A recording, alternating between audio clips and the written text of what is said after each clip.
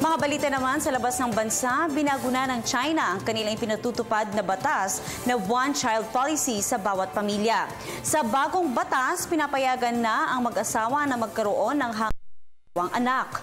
Matatandang ipinatupad ng China ang one-child policy upang hindi maging overpopulated ang kanilang bansa at kung sino man ang lumabag dito ay mapaparusahan ng pagmumulta, pagkatanggal sa trabaho at puwersahang abortion.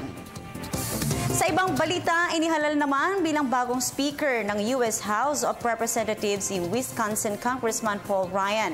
Nakakuha ito ng majority vote mula sa mga miyembro ng Republican Party sa U.S. Congress. Si Ryan ang ika-54 na House Speaker ng U.S. Congress at itinituring na ngayon bilang isa sa mga makapangyarihang politiko sa bansa.